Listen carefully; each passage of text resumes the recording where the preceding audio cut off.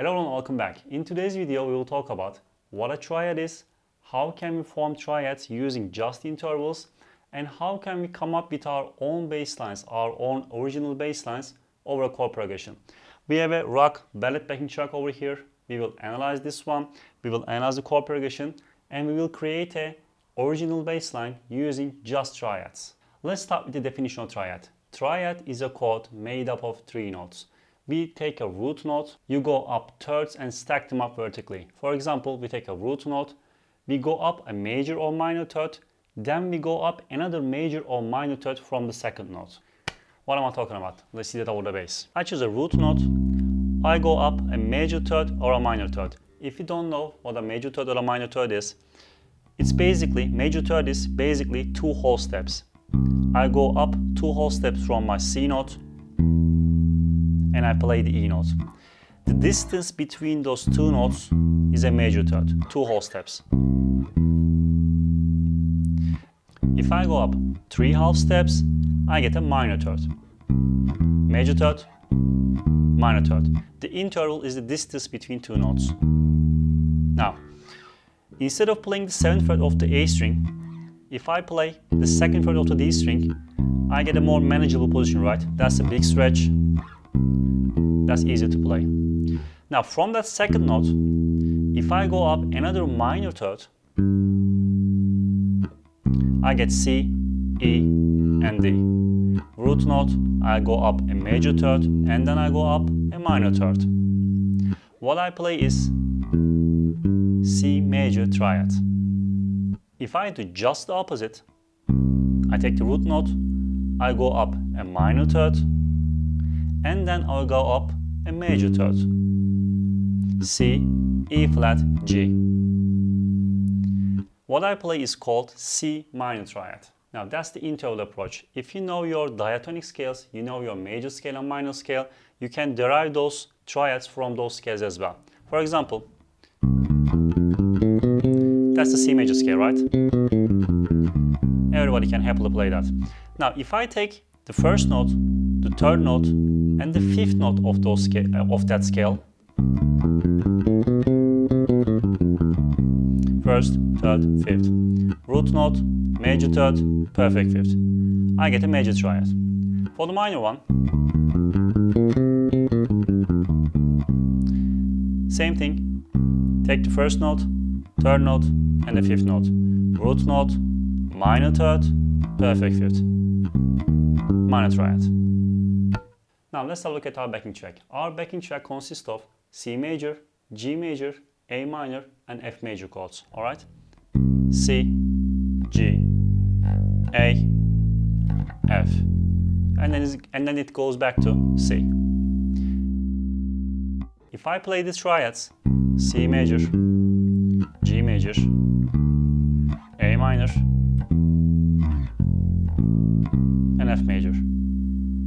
Now what I'm going to do is I will play the backing track and I will just play the root notes so we can get a grasp of the chord progression.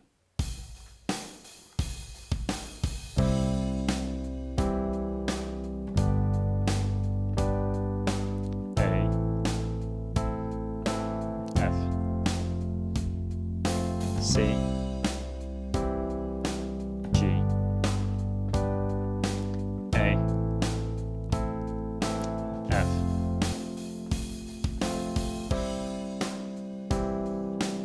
Alright, that's a classic soft ballad backing track. We have a keyboard, a soft keyboard, and a drum track. That's it. Now, let's play triads over that backing track.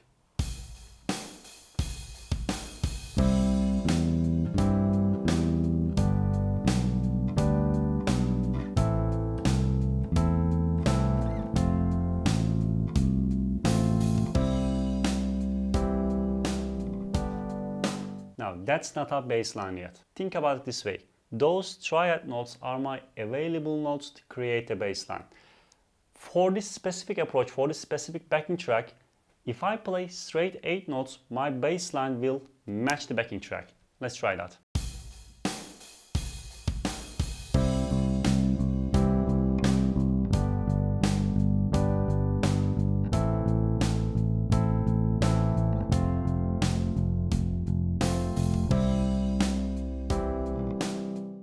Now that feels more like a rock bass line, right? Just straight 8 notes creates a bass line. Now if I want to add some flavor to it, first step I'm going to take is I'm going to add the perfect fifth to my bass line. I'm not going to play those thirds, I'm just going to play the fifths. Let's see what that sounds like.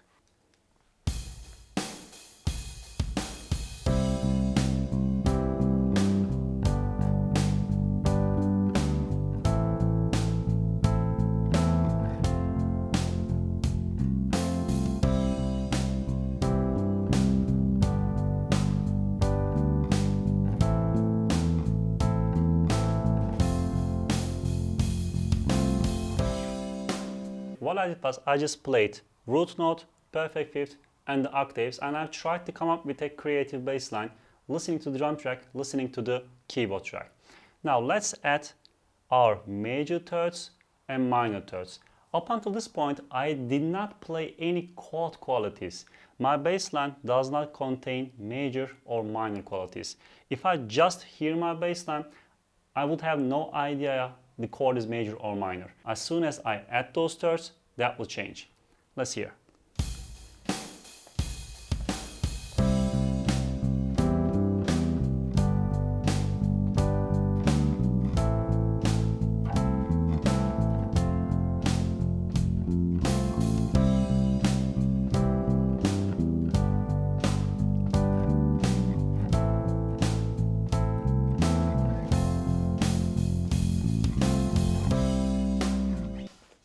Now that bass line had some major or minor qualities, but it kind of sounds lame, don't you agree? It's like a kindergarten level bass, right?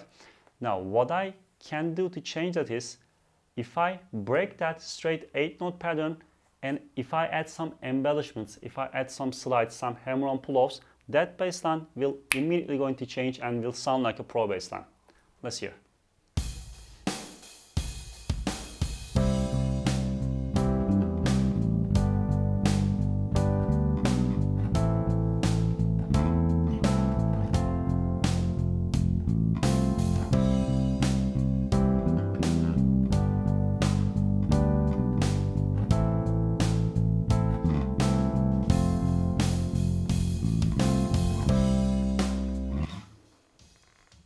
That sounds more like it, right? Everything that I played was triads. Next step after that is going to be adding some pentatonics and diatonic scales to create more interesting feels, interesting colors over the chord progressions, over that chord progression. I have a separate video explaining pentatonics over chord progressions. If you're interested about learning the pentatonics, learning your pentatonics over chord progressions, make sure you watch that as well. Now let me create a bass line using those pentatonics, using my passing tones, so you can hear what this one sounds like.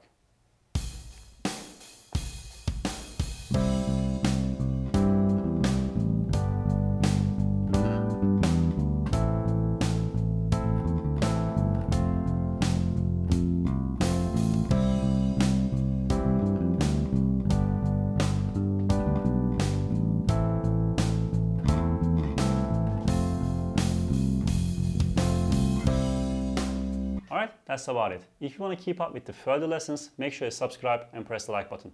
See you on the next one.